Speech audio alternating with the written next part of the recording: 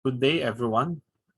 My presentation is about healthcare as an electoral issue in pandemic-era Philippines. Convergences, divergences, and prospects. I'm David Michael M. San Juan, a professor at the Department of Filipino and a fellow at Southeast Asia Research Center and Hub at De La Salle University, Manila.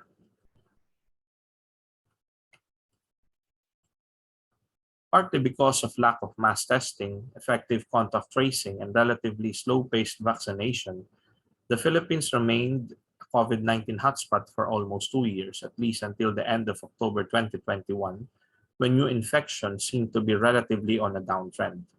Nevertheless, new waves of infections can all of a sudden reverse trends and precipitate a new healthcare crisis until the pandemic withers away.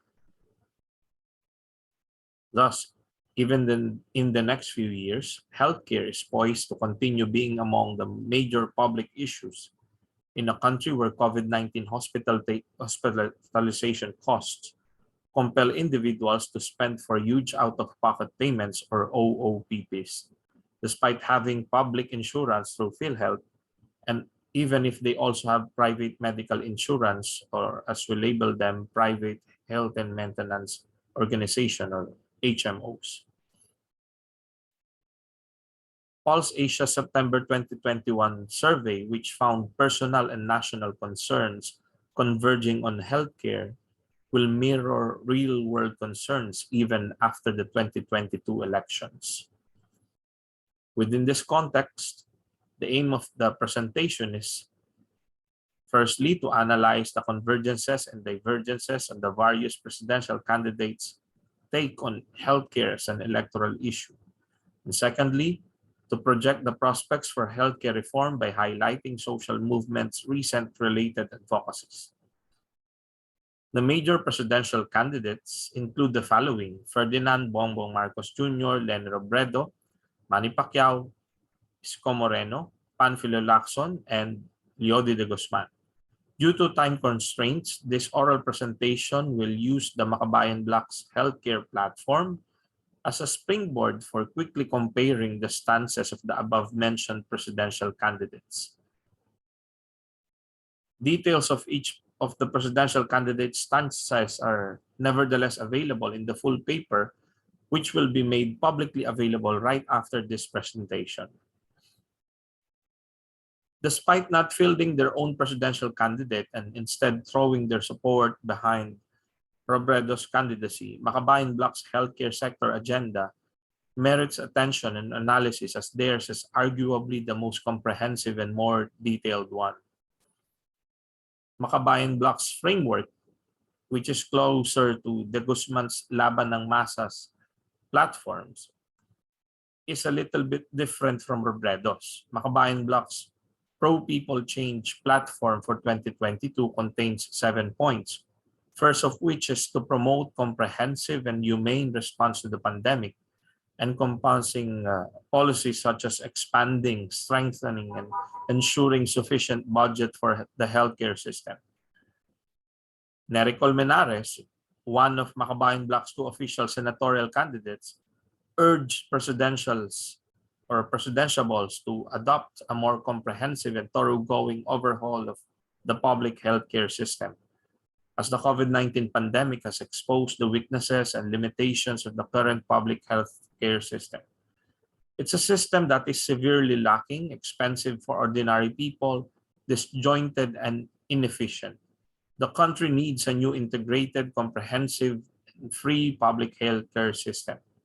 He adds that to achieve this, we need a new law that will give public healthcare facilities enough funding, supplies, and personnel to provide health services free of charge.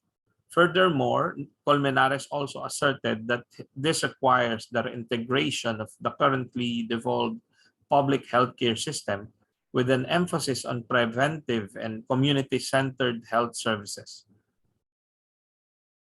Also in 2021, under the 18th Congress, the Makabayan Bloc filed the 20-page House Bill 9515, or an act providing for a free, comprehensive, and progressive national public healthcare system, which intends to remake the country's healthcare system away from commodification and privatization and closer to genuinely universal healthcare system where tax-funded free health services with no out-of-pocket payments are available at least in public healthcare facilities. The most far-reaching reforms that House Bill 9515 proposes include the following. 1. Instituting tax revenues as the sole source of funds for the public healthcare system and thereby abolishing PhilHealth and doing away with mandatory contributions.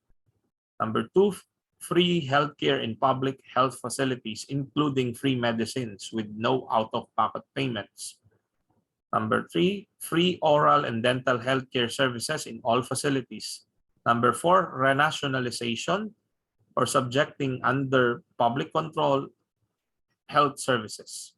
Number 5, setting minimum standards for public healthcare facilities. Number 6, prohibition of privatization of healthcare facilities.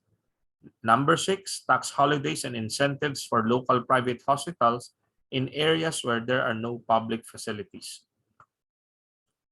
Meanwhile, public-private partnership program or PPPs are not directly mentioned in the Makabayan Blocs electoral statements, but it is a consistent critic of PPPs and by extension, build schemes too, which are very similar to PPPs.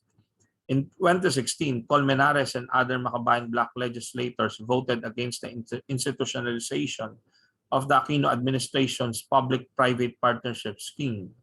Makabayan Bloc also actively opposed the privatization of the Philippine Orthopedic Center under the PPP scheme.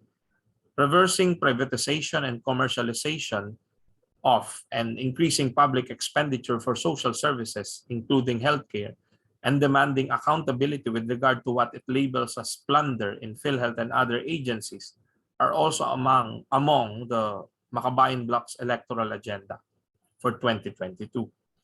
Makabayan Bloc is also the only group that calls for the abolition of PhilHealth in the long run through House Bill 9515. A Makabayan legislator said that instead of giving funds to a privatized and marketized healthcare system, funds should instead be given to public hospitals. Makabayan Bloc envisions establishing a fully tax-funded public healthcare system where public funds are directly spent for the operation of hospitals, salaries, and healthcare personnel. This is very similar to Laban ng Masa and de Guzman's policy objectives, although minus the abolition of PhilHealth. Meanwhile, Pacquiao and Lacson would also want corruption in PhilHealth to stop, while Lacson, Robredo, and Moreno all favor reforming the public insurer by appointing an actual scientist or a financial expert as its head. To fully fund the public healthcare system, Makabayan Bloc's House Bill 9515 also mandates the use of existing taxes and other sources of public funds, while Laban ng Masa and de Guzman call for a wealth tax. Combining both proposals will be preferable considering the huge costs of healthcare in a country with an ever-burgeoning population like the Philippines. The huge administrative costs of running a government-owned corporation like PhilHealth seems to bolster the practicality of abolishing it altogether to save money on administrative costs related to collecting premium contributions and disbursing claims, and directly rechannel such freed funds to the public healthcare system. Lacson, meanwhile, is the only other presidential candidate to directly promise full funding for the public healthcare system, but he offered no details as to how he will implement it. Without directly promising full funding, Robredo's, Pacquiao's, and Moreno's promises would effectively require full funding too, or at least drastically bigger public expenditures for public healthcare. On healthcare costs, there is convergence in supporting free healthcare, while on the issue of healthcare insurance, candidates converge on reforming or overhauling PhilHealth, with the exception of the Makabayan Bloc that favors the abolition of PhilHealth, and Marcos, who has no clear stance on the issue. With regard to healthcare financing and public-private partnership schemes or PPPs, most of the candidates converge on the status quo, using existing tax revenues and PhilHealth premium contributions to finance healthcare and the continuation of PPPs too. The Guzman diverges on the rest in advocating for a wealth tax to supplement existing revenues for healthcare financing. Makabayan bloc also diverged from the rest in opposing public-private partnership schemes. Robredo, Lacson, and De Guzman all favor free healthcare for all like Makabayan bloc, while Pacquiao favors free healthcare for senior citizens and Moreno advocates for affordable healthcare. Marcos seems to favor free healthcare based on his promises in past campaigns. It is in healthcare PPPs that the difference between the mainstream presidential candidates on the one hand and the social movement-linked groups, referring to Makabayan bloc and Laban ng Masa and De Guzman on the other hand, is more pronounced. Robredo clearly stated that she will support or she supports healthcare PPPs, while the rest of the mainstream candidates also impliedly support healthcare PPPs within the context of their overall support for and or promise to continue the current administration's Build program, which is very similar to PPPs. Such stark difference in the stance on Build and PPPs matter because healthcare PPPs have been in existence for many years now, and a House bill has been passed under which healthcare PPPs could be considered as forms of privatization and thus in effect de facto healthcare commodification too. On the issue of free healthcare and full funding for the public healthcare system, a broad consensus is now clearly present. Social movements, past and present healthcare advocacies are now becoming part of the political mainstream. The earliest multisectoral push for healthcare for all citizens is observed in Bagong Alyansang Makabayan or Bayan's Deklarasyon mga Prinsipyo at mga Pangarap sa isang demokratikong lipunan or Declaration of Principles and Our Aspiration for a National Democratic Society, written in 1987, which contains the following healthcare advocacy. The state must ensure effective and sufficient delivery of basic social services, be it free or affordable. The provision of ample and suitable health and medical services must be ensured. Partido ng Bayan or PNB, which literally means People's Party, a left-wing party established in 1987 by Bayan affiliates and considered as the precursor of the Makabayan bloc, released an updated vision and program of government in 1991 expressing its plan to provide free primary healthcare and socialized forms of medical services and hospitalization.